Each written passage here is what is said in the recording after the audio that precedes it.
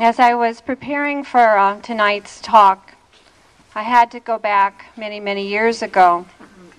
29 years ago, as a matter of fact, this week, on December 4th, our son left after living for 4 days.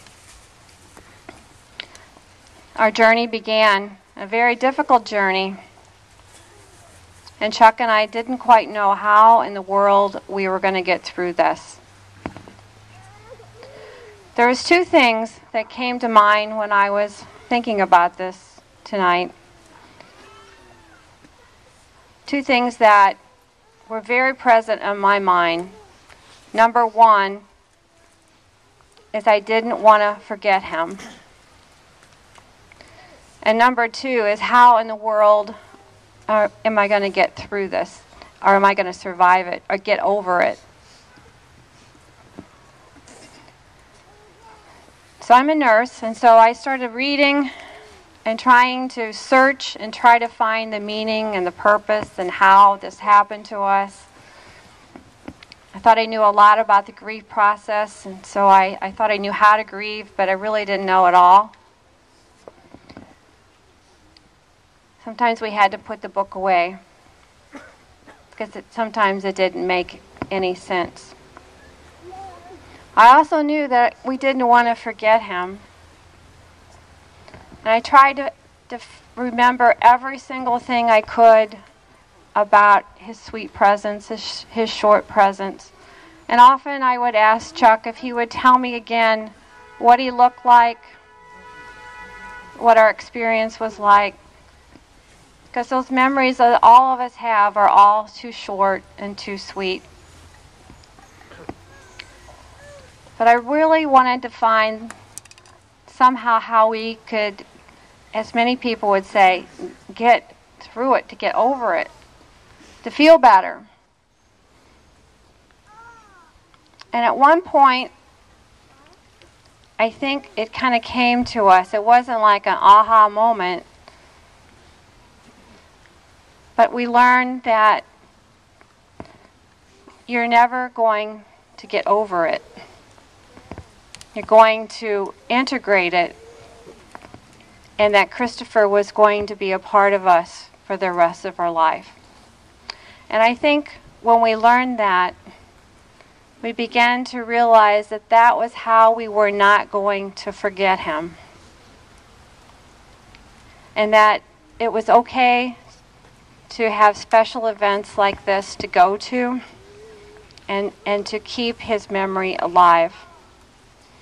And so tonight, as you're here, know that it's okay for all of us to have these special memories of our children. I've had to go down grief's journey many times since then. I've lost my parents and my sister. And recently, I've lost two of my grandchildren. And each time now I know that I have to embrace my grief. And that I have to find ways to remember. And so you too, as lifespans continue, know that these are special events that we have for you so that you can embrace your grief and we hope find some peace and some comfort here tonight and hopefully helps you get through this difficult Christmas season. So keep your lights glowing and know forever that your children's light will shine forever in your hearts and that you will always remember them. You will never forget. And grief, it does continue. It does get better. But it's always kind of a part of our lives, and that's what we have to continue to deal with as life continues. But it's because we loved, and love will always, forever be in our hearts. I wish you peace during the season, and know that we're here for you tonight. And I thank you so much for coming. Stacy's now going to sing our next song, Your Light Will Shine. Or Rose, you're going to read your poem, sorry. Okay, sorry. It's okay.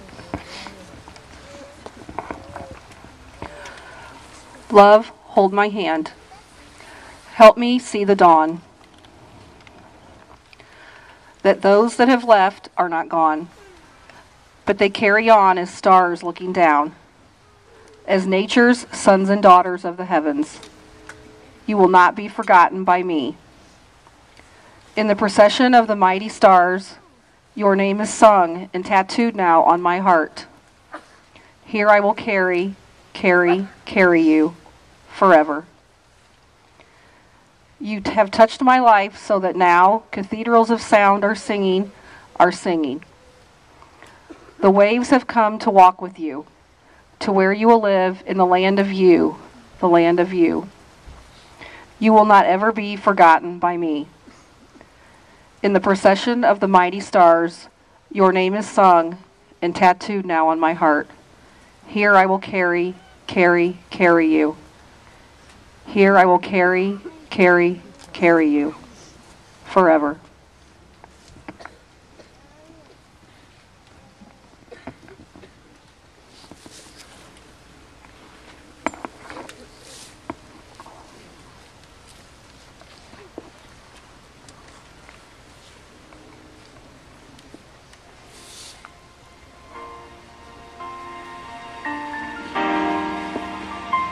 And your light will always shine, and your name will still be spoken for you and time. They stand still, for your heart's a part of mine, with a love that can't be broken beyond the shadow